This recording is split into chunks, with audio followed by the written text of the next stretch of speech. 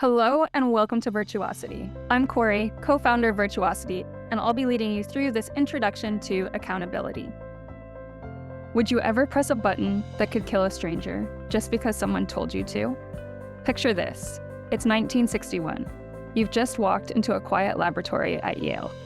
A man in a white coat sits you down in front of a machine lined with switches, each one marked with higher levels of electric shock. On the other side of the wall, someone you've just met is strapped to a chair. Your job: press the switch every time he gets an answer wrong. At first, it's mild. He grunts, you hesitate. The authority figure assures you it's fine. But the shocks grow stronger. The man screams, begs, falls silent. And still, the authority figure insists. The experiment requires that you continue. Most people did. This is the Milgram Experiment. And in the Yale condition, 65% went all the way, delivering what they thought was a lethal jolt. Why? Because of symbols of legitimacy that made the instructions feel credible. Because of the setting, which gave the whole situation a sense of prestige. Because of proximity, both to the authority giving orders and the person receiving the shocks.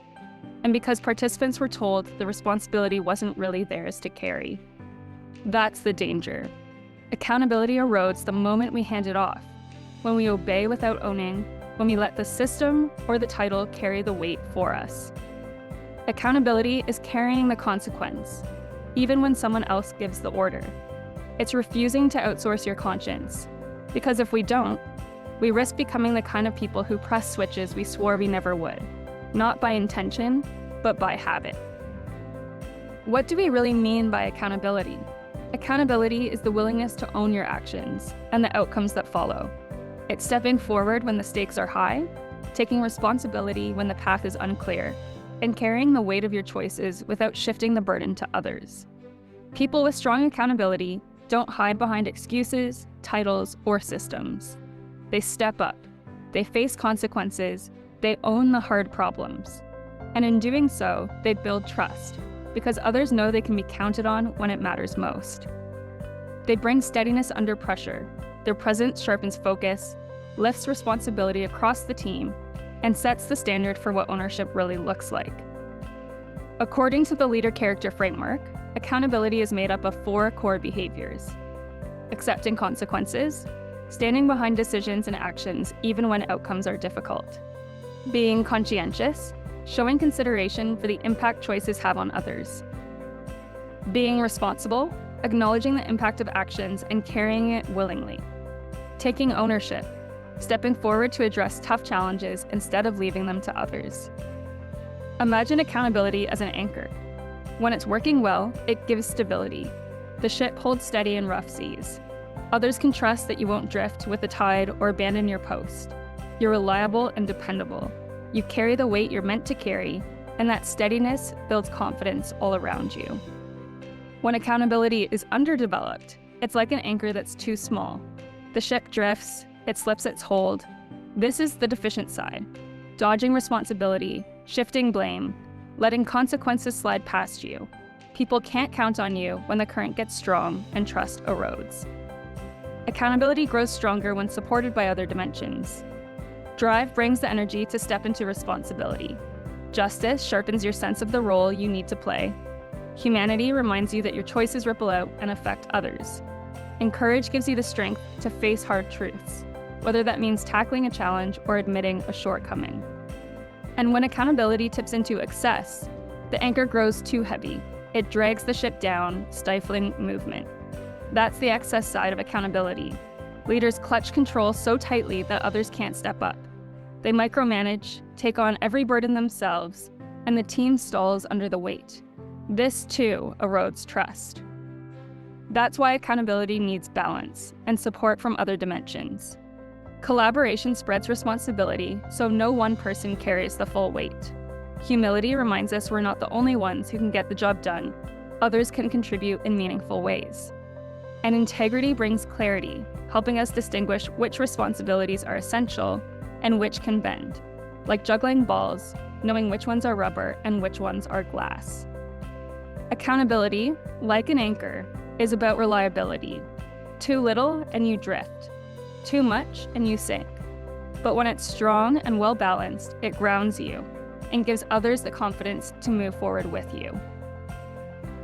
So now, take a moment to turn inward. What does it feel like when you're living the virtues of accountability? When you step up to own the hard problems, carry responsibility willingly, and take ownership of the challenges in front of you. How do you show up? How do others experience you? And how do you experience yourself? Of course, we all drift at times. When you do, which way do you tend to go? Do you lean toward deficiency, dodging responsibility, deflecting blame, letting things slip through the cracks? Or do you tip into excess, holding on too tightly, micromanaging, carrying every burden yourself until you feel weighed down?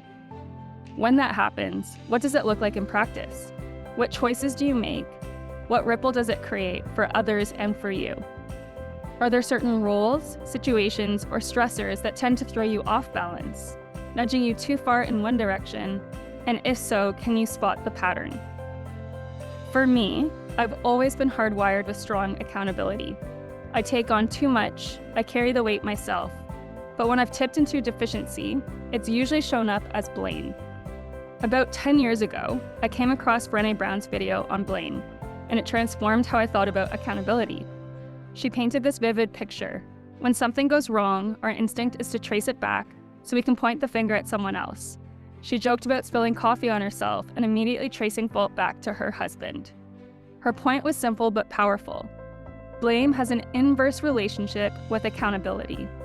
When we blame, we push responsibility outward. We give up our agency. But when we pause and see how we ourselves played a part, even in small ways, we keep power. We give ourselves the chance to do better next time. This doesn't mean we avoid holding others accountable. It means replacing blame with constructive correction. And that's the deeper danger behind blame. It's the same impulse that showed up in the Milgram experiment. People outsourcing responsibility, convincing themselves the consequences weren't theirs to own. The moment we hand accountability away, whether to authority or to someone else we blame, we lose the very power that helps us bring our best and be someone others can rely on. To move from blame toward accountability, I need support from other dimensions. It takes temperance to catch myself in the act of blaming and pause before reacting. It takes humility to acknowledge my own part in a shortcoming. It takes transcendence to look beyond the frustration and imagine a better outcome, rather than simply discharging my pain. And it takes tremendous courage to admit mistakes. One thing that's helped me is noticing how much I respect others when they do it. Far from reducing my trust, it actually deepens it. But most of the time, I tip into excess. I have a tendency to become burdened and obsessive with my responsibilities. I take on the weight of the world. Over time, though, I've gotten better at noticing this, partly because I've learned not only from great leaders, but also from poor ones. The ones who obsessed over every detail, who micromanaged and carried everything themselves. They drained the energy out of the people around them. And I realized that's not the kind of leader I want to be. So I lean on other dimensions to bring balance. Humility helps me see my limits. Collaboration lets me draw on the strengths of those around me. Integrity guides me to focus on what matters. And courage gives me the strength to say, I can't take on more right now. The key is noticing. Noticing when you're letting things slip, deflecting responsibility, or avoiding consequences.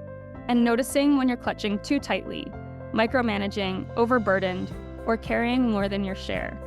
The more clearly you can see where you are on the spectrum, whether you're drifting without an anchor or being dragged down by one that's too heavy, the more skillfully you can course correct. Sometimes that means stepping up, strengthening your accountability. Other times it means lightening the load, drawing on humility, collaboration, or integrity to help you share responsibility, set the right priorities, and move forward together. Accountability isn't built in a single dramatic moment.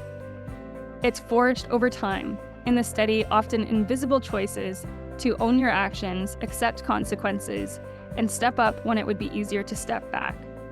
Every time you carry responsibility willingly, or admit a mistake rather than deflecting it, you're strengthening the anchor of accountability. But like any anchor, accountability needs balance. Too light and you drift. Too heavy and you sink. And while noticing those patterns matters, awareness alone isn't enough. To strengthen accountability, we need more than reflection. We need practice, we need structure. That's what Virtuosity is built for. It's a training system that turns character into consistent practice. Like a gym, but for who you are. You start small, one accountability behavior, one focused intention. Then, Virtuosity walks you through bite-sized lessons and daily challenges to help you build steady habits, one rep at a time. Because accountability isn't formed in the spotlight, it's built in the small moments, when you own the outcome no one else notices, when you step up to carry what's yours, when you admit your part and choose to do better. Those choices are easy to avoid, but they're what forge your reliability and make you someone others can depend on. That's why we train, because consequences don't disappear and blame is the easy escape. It's our habits that forge ownership, so keep stepping up and keep building.